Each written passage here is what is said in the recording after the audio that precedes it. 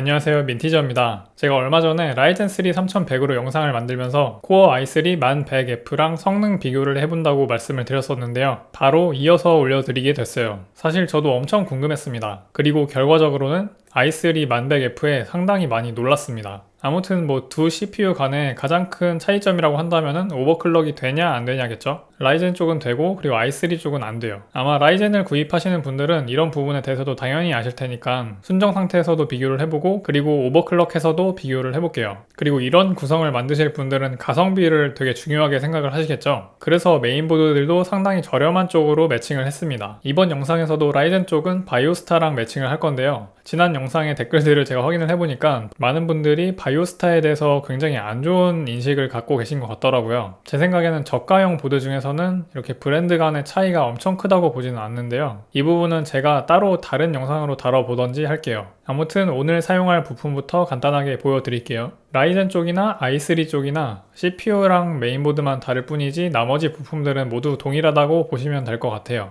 CPU를 보면은 코어나 스레드 모두 4코어 8스레드로 동일하죠. 불과 몇 년 전만 해도 i7급에서 사용하는 구성이었는데요. 지금은 이렇게 하위 모델에서 사용이 되고 있습니다. 라이젠이 나오기 전에 AMD가 불도저로 완전 관짝에 들어가던 시기가 있었죠. 이때가 거의 뭐 인텔의 반 독점 시기였는데요. 이렇게 경쟁이 없었던 시기였기 때문에 4코어 8스레드를 막 몇 년 동안 우려먹을 수 있었습니다. 다행히 AMD가 라이젠으로 부활을 하면서 소비자들은 조금 더 싼 가격에 더 좋은 성능을 쓸 수가 있게 된 거죠. 그래서 기업 간의 경쟁은 대부분 소비자한테는 좋습니다. 그러면은 두 CPU 간의 가격도 한번 알아볼게요. 참고로 저는 단품으로 살 수 있는 가격 기준으로 말씀을 드리고 있는데요. 먼저 라이젠 3 3100 쪽은 오픈마켓가 기준으로 대략 한 12만원 정도의 가격 형성이 되어 있는 모습입니다. 출시가가 99달러니까 용산 프리미엄이 그렇게 많이 붙지는 않는 것 같아요. 그런데 i3 1100F 쪽 가격이 거의 뭐 충격입니다. 오픈마켓가는 대략 한 10만원 정도 하는데 아래쪽에 보시면은 샵다나와 가격이 96,500원 정도로 살 수가 있습니다. 그러면 라이젠보다 거의 한 20% 정도가 싼 거죠. 물론 가격은 계속 변동이 되긴 하지만 대략 요즘에는 요 정도로 형성이 되는 것 같더라고요. 그러면은 메인보드 쪽은 어떨까요? 라이젠은 바이오스타 메인보드를 사용을 했기 때문에 63,000원 정도로 구매를 할 수가 있었습니다. 뭐 개인적으로는 바이오스타 메인보드가 그렇게 막 못 쓸 정도까지는 아니라고 생각을 하는데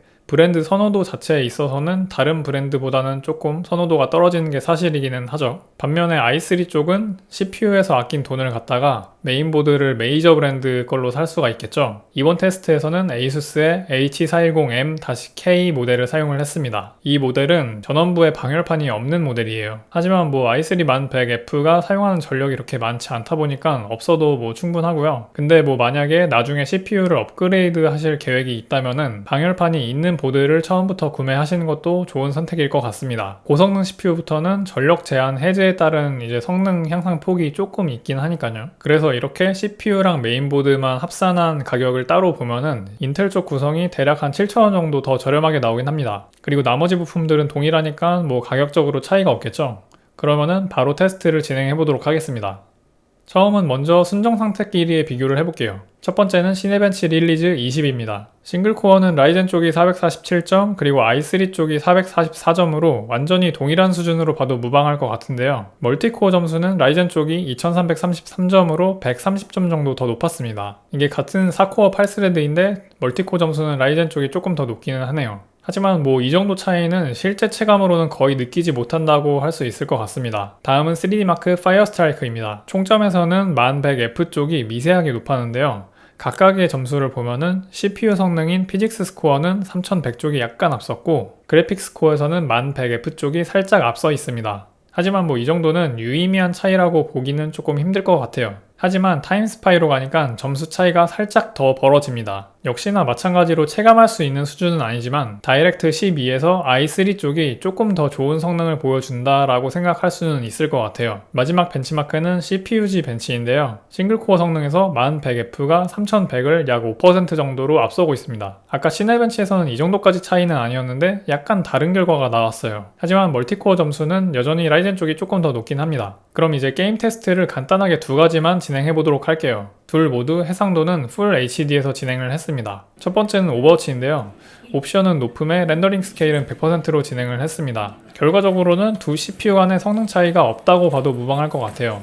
워낙에 오버워치는 그래픽카드의 영향을 많이 받는 게임이고 최적화도 잘 되어 있기 때문에 이 정도 레벨 CPU끼리의 비교에서는 그렇게 큰 차이가 없었던 것 같아요. 양쪽 모두 평균 프레임이 190 정도 나와서 144프레임 방어에는 크게 문제가 없어 보입니다. 그리고 다음은 배틀그라운드입니다. 이거는 오버워치와는 다르게 최적화도 똥망이고 그리고 CPU 영향을 많이 받는 게임인데요. 국민 옵션으로 테스트한 결과에서 놀랍게도 1100F가 훨씬 높은 성능을 보여줬습니다. 이거는 뭐 반등급 윗단계 CPU로 봐도 될 만큼 성능 차이가 많이 났는데요. 평균 프레임은 초당 15 정도가 더 높았고 그리고 하위 1% 프레임은 약 13프레임 정도가 더 높았습니다. 제가 AMD의 팬이긴 하지만 그래도 이거는 뭐 실드를 못 칠 정도로 차이가 많이 납니다. 인텔이 뭐 14나노 깎는 장인이네 뭐 사골 우리다가 뼈가 다 없어졌네 하는 놀림을 받고 있기는 하지만 역시 인텔은 인텔인 것 같아요. 근데 라이젠 사서 오버클럭을 또 안 하시는 분들은 없죠. 그래서 오버클럭도 해봤습니다. 그런데 1100F도 전력 제한 해제를 하면 어떻게 될까요? 성능이 더 올라갈까요? 양쪽 모두 최대한의 성능이 나오도록 변경을 해볼게요. 먼저 라이젠 쪽은 메모리를 기본 원래 2666MHz에서 3333MHz로 오버클럭을 했고요. 이때 CL 값은 17이었고 메모리 전압은 1.4V를 넣어줬습니다. 그 다음 CPU는 1.25V 전압을 넣고 4.3GHz로 오버클럭을 했습니다. 그리고 1100F 쪽은 뭐 특별하게 할 일은 없었고요. 그냥 메인보드 바이오스 들어가서 전력 제한만 255로 변경을 해주고 테스트를 했습니다. 뭐 전력 제한 해제 같은 경우에는 제가 제온 CPU 다룰 때도 계속 해왔던 거라 가지고 특별한 점은 없었어요. 255로 설정해도 뭐 전혀 문제 없고요. 그리고 이 정도 먹지도 않아요. 아무튼 바꾸고 다시 테스트를 해봤습니다. 시네벤치에서는 라이젠을 오버클럭하는 효과가 확실하게 나타났는데요. 이제 이 두 CPU는 적어도 3D 모델링 작업할 때만큼은 레벨이 다른 CPU입니다. 라이젠 쪽이 훨씬 더 좋아요. 하지만 문제는 이 정도 급의 CPU를 가지고 3D 모델링 작업하시는 분들이 많지 않다는 점이겠죠. 이것보다는 뭐 훨씬 더 좋은 성능의 CPU를 쓰시는 게 정신 건강에 좋을 것 같아요. 그리고 다음 파이어 스트라이커에서도 확실히 오버클럭한 라이젠 쪽이 10% 이상 더 좋은 성능을 보여주고 있기는 합니다. 그런데 타임스파이에서는 이렇게 오버클럭을 했는데도 아직 1100F의 CPU 스코어를 넘지 못했습니다. 그리고 하나 알게 된 사실은 1100F의 경우에는 전력 제한 해제를 해도 성능 향상 폭이 아예 없다는 점이었는데요. 순정 상태에서는 전력 제한이 65W로 걸려 있었지만 CPU를 풀로드해도 이 전력 제한을 안 넘을 정도로 소비 전력이 적었다고 생각해 볼 수 있을 것 같습니다. 진짜 제 생각에도 1100F는 정말 물건인 것 같아요. 다만 CPU지에서는 역시나 오버클럭한 라이젠 쪽이 조금 더 좋은 성능을 보여줬습니다. 싱글코어는 5% 정도 더 높았고요. 그리고 멀티코어에서는 한 20% 정도 더 높은 성능을 보여줬어요. 딱 코어 개수만큼으로 보입니다. 그런데 게임에서도 동일한 결과가 나왔을까요? 오버워치에서는 역시나 뭐 별 차이가 없었습니다. 라이젠 쪽은 오버클럭을 상당히 많이 했음에도 불구하고 성능에 큰 영향을 주지를 못했어요. 이거는 뭐 라이젠이 나쁘다고 얘기하는 건 아니고 오버워치가 워낙 그래픽카드에 영향을 많이 받는 게임이라서 그런 거고요. i3 쪽도 전력 제한 해제 여부와 관계없이 이전과 동일한 성능을 보여줬습니다. 그런데 배틀그라운드는 어땠을까요? 진짜 놀랍게도 배틀그라운드는 아직까지도 i3 1100F 쪽이 더 높았습니다. 라이젠을 그렇게 오버클럭을 400MHz 넘게 했는데도 결과는 바뀌지 않았습니다. 제가 이 결과가 믿기지가 않아서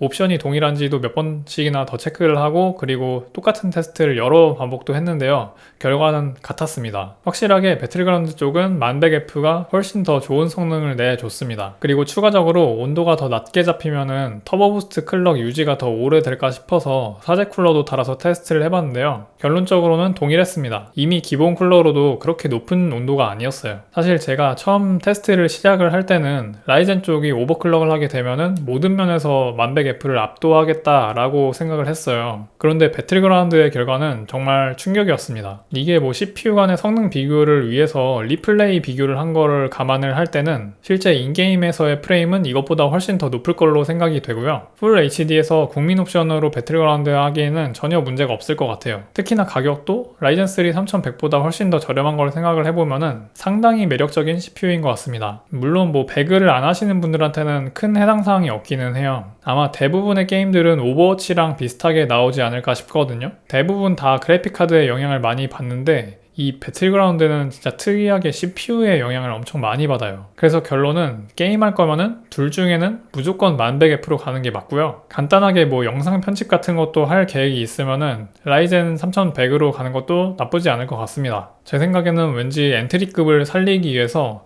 AMD가 조만간 가격 인하를 하지 않을까 하는 막연한 기대감이 있습니다. 그만큼 뭐 1100F가 되게 잘 나온 것 같아요. 그러면 오늘도 봐주셔서 감사하고요. 행복한 하루 되세요.